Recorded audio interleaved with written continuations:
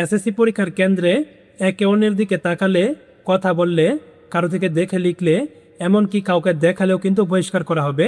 এমনটাই কিন্তু বলা আছে 2026 সালের এসএসসি পরীক্ষার নীতিমালায়। শুধু এগুলোই না, মোট 20টি নিয়মের কথা বলা আছে। আর এই নিয়মগুলো যদি কোনো শিক্ষার্থী ভঙ্গ করে, তাহলে কিন্তু তাকে 1 থেকে 3 বছরের জন্য বহিষ্কার করা হবে। আজকের এই ভিডিওটিতে সবগুলো বিষয় নিয়ে আলোচনা করব, তাই অবশ্যই ভিডিওটি না টেনে সম্পূর্ণ দেখতে থাকো। ভিডিওটা স্কিপ করলে কিন্তু তোমাদেরই ক্ষতি, কেননা এবারে কিন্তু ছোট্ট ছোট্ট ভুলের কারণেও বহিষ্কার করবে বলে নোটিশে উল্লেখ করা আছে। তাই তুমি যদি 2026 সালের এসএসসি পরীক্ষার্থী হয়ে থাকো, তাহলে কিন্তু তোমার অবশ্যই এই 20টি নিয়ম জানা উচিত। না হলে ছোট্ট ভুলের কারণে তোমার পরীক্ষাও রিস্কে পড়তে পারে। তো চলো এখন কথা না বাড়িয়ে মূল ভিডিওটি শুরু করা যাক। প্রথম নম্বর হচ্ছে পরীক্ষা কক্ষে একে অন্যের দিকে তাকানো, কথা বলা বা কথা বলে লেখা। এই কাজগুলো যদি তোমরা করো, তাহলে কিন্তু সেই ক্ষেত্রে তোমাদেরকে 1 বছরের জন্য বহিষ্কার করবে। এমনটাই কিন্তু 2026 সালের এসএসসি পরীক্ষার নীতিমালাতে বলা আছে। এটি কিন্তু খুবই ছোট্ট একটি ভুল, কিন্তু এই ভুলের কারণে কিন্তু তুমি পরীক্ষার কেন্দ্রে বহিষ্কার হতে পারো। তবে আমার কাছে যেমনটা মনে হয়, টুকটাক এদিক সেদিক তাকানোর জন্য কখনোই তোমাকে বহিষ্কার করবে না। হয়তোবা তোমার খাতা 10-15 মিনিটের জন্য নিয়ে নিতে পারে, কিন্তু শুধুমাত্র তাকানোর জন্য কখনোই একজন শিক্ষার্থীকে 1 বছরের জন্য বহিষ্কার করবে না। কিন্তু পরীক্ষার কেন্দ্রে যদি তুমি অধিক পরিমাণে অন্যের থেকে দেখে লেখো বা অন্যদিকে তাকাও বা কারোর সাথে কথা বলো, সেই ক্ষেত্রে কিন্তু চিত্রটা ভিন্ন হতে পারে। যেহেতু নিয়মে বলা আছে, তাই তোমরা অবশ্যই সচেতন থাকবে। তবে অনেকেই যারা ভাবতেছ যে একটু এদিকে তাকালেই তোমাদের খাতা নিয়ে নিবে বা বহিষ্কার করবে, এমনটা কিন্তু না। হয়তোবা তোমাকে 2-1 বার ওয়ার্নিং দিবে, তারপরেও যদি তুমি একই কাজ করতে থাকো, অন্যের সাথে কথা বলো বা দেখে লেখো, সেই ক্ষেত্রে কিন্তু তোমাকে বহিষ্কার করতে পারে বা তোমার খাতা নিয়ে নিতে পারে। আশা করি তোমরা এই বিষয়টি বুঝতে পারছো। তারপর 2 নং হচ্ছে কেন্দ্র কর্তৃক সরবরাহকৃত প্রশ্নপত্র এবং উত্তরপত্র এবং তোমার মেইন অ্যাডমিট কার্ড এবং রেজিস্ট্রেশন কার্ড ব্যতীত অন্য কোনো কাগজপত্র যদি তোমরা সাথে রাখো এবং সেটি দেখে যদি তোমরা নকল করার চেষ্টা করো, তাহলে কিন্তু তোমাদেরকে 1 বছরের জন্য বহিষ্কার করা হবে। টুকটাক এদিক ওদিক তাকানোর জন্য মাফ করা হলেও নকল করে ধরা খেলে কিন্তু তোমাকে মাফ করা হবে না।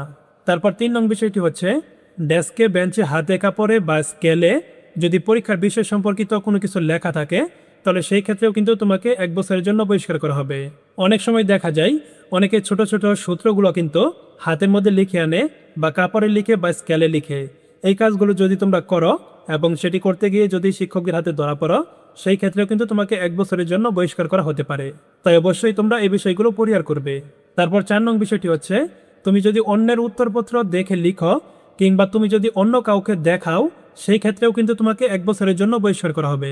তারপর 5 নং বিষয়টি হচ্ছে পরীক্ষার কক্ষে যদি তুমি কোনো প্রকার ইলেকট্রিক ডিভাইস বা মোবাইল ফোন নিয়ে শিক্ষকদের হাতে ধরা পড়ো, তাহলে সেই ক্ষেত্রে কিন্তু তোমাকে 2 বছরের জন্য বহিষ্কার করা হবে।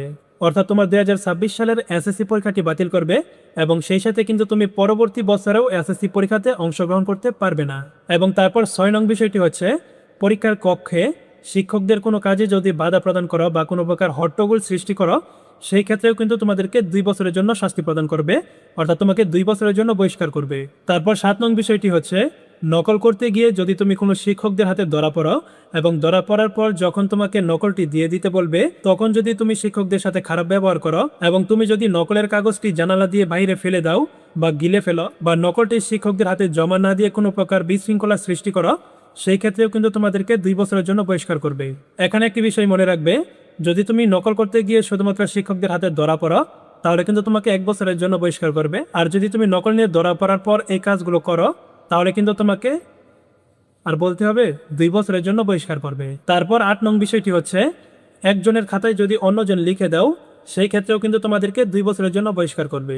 তারপর 9 নং বিষয়টি হচ্ছে যদি পরীক্ষার প্রশ্নপত্র বা উত্তরপত্র বাইরে পাচার করো। অনেক সময় দেখা যায় যে সকল কেন্দ্রে নিচতলাতে পরীক্ষা হয়, ওই সকল কেন্দ্রে কিন্তু জানালা দিয়ে প্রশ্ন বাইরে পাঠিয়ে দেয়। যদি তোমরা এই কাজগুলো করো, তাহলে কিন্তু তোমাকে 2 বছরের জন্য বহিষ্কার করবে।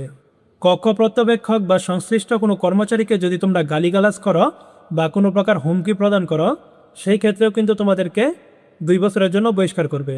তারপর 11 নং বিষয়টি হচ্ছে যদি পরীক্ষা শেষ হওয়ার পর পরীক্ষার উত্তরপত্রটি জমা না দিয়ে তুমি চলে যাও, সেই ক্ষেত্রে কিন্তু তোমাকে 3 বছরের জন্য বহিষ্কার করবে। আর 3 বছরের জন্য বহিষ্কার করার মানে হলো ওই শিক্ষার্থীর লেখাপড়া টোটালি বরবাদ। কেননা তোমার 2026 সালের এসএসসি পরীক্ষা বাতিল করবে, সেই সাথে তুমি 2027 এবং 28 সালের এসএসসি পরীক্ষাতে অংশগ্রহণ করতে পারবে না। পরবর্তীতে যদি তুমি এসএসসি পরীক্ষাতে অংশগ্রহণ করতে চাও তাহলে তোমাকে 2029 সালের এসএসসি পরীক্ষাতে অংশগ্রহণ করতে হবে। এরকম ঘটনা যদি খুব কম ঘটে, হয়তোবা সারা বাংলাদেশে 2 থেকে 4-5টি ঘটনা ঘটতে পারে। তবে সম্ভাব্য যতগুলো কারণ আছে সবগুলো কিন্তু এখানে উল্লেখ করা আছে, কেননা পূর্বে কিন্তু এরকম দু একটা ঘটনা ঘটছিল, যার কারণে কিন্তু এবারে সম্ভাব্য সবগুলো কারণের কথা বলা আছে। তারপর 12 নম্বর হচ্ছে, যদি কোনো শিক্ষার্থী উত্তরপত্র বিনিময় করে সেই ক্ষেত্রে কিন্তু তাকে 3 বছরের জন্য বহিষ্কার করবে। তারপর 13 নম্বর হচ্ছে, পরীক্ষার কক্ষে তোমাকে যে উত্তরপত্র দিবে এই উত্তরপত্রের কোনো পাতা যদি তুমি পরিবর্তন করো বা যোগ করো সেই ক্ষেত্রেও কিন্তু তোমাকে 3 বছরের জন্য বহিষ্কার করবে। অর্থাৎ বাহির থেকে কোনো পৃষ্ঠায় লিখে এনে যদি তোমরা এটি পরীক্ষার খাতার সাথে অ্যাড করো এবং সেটি করতে গিয়ে যদি তোমরা শিক্ষকদের হাতে ধরা পড়ো সেই ক্ষেত্রে কিন্তু তোমাকে 3 বছরের জন্য বহিষ্কার করবে। তারপর 14 নং হচ্ছে, পরীক্ষার সাথে সম্পর্কিত কোনো কর্মচারী বা কর্মকর্তাকে যদি তোমরা হামলা করো বা কোনো প্রকার আক্রমণ করো সেই ক্ষেত্রেও কিন্তু তোমাকে 3 বছরের জন্য বহিষ্কার করবে। তারপর 15 নং হচ্ছে, অন্যের লেখা উত্তরপত্র যদি তোমরা খাতায় অ্যাড করো সেই ক্ষেত্রে কিন্তু তোমাকে 3 বছরের জন্য বহিষ্কার করবে। এবং তারপর 16 নং হচ্ছে, পরীক্ষার্থী নিজে পরীক্ষায় অংশগ্রহণ না করে যদি অন্য কাউকে দিয়ে পরীক্ষায় অংশগ্রহণ করায় সেই ক্ষেত্রেও কিন্তু তোমাদেরকে 3 বছরের জন্য বহিষ্কার করবে। 2026 সালের এসএসসি পরীক্ষার নীতিমালায় কিন্তু এই বিষয়গুলোর কথাই উল্লেখ করা আছে। যদি কোনো শিক্ষার্থী এই নিয়মগুলো ভঙ্গ করে তাহলে কিন্তু তাকে কী শাস্তি প্রদান করবে, কোন নিয়ম ভঙ্গ করলে কয় বছরের জন্য বহিষ্কার করবে সেটি আশা করি তোমরা বুঝতে পারছো। আজকের মতো এখানেই বিদায় নিচ্ছি, আবার দেখা হবে পরবর্তী ভিডিওতে। ততক্ষণ পর্যন্ত সকলেই ভালো থাকবে এবং সুস্থ থাকবে। আল্লাহ হাফেজ।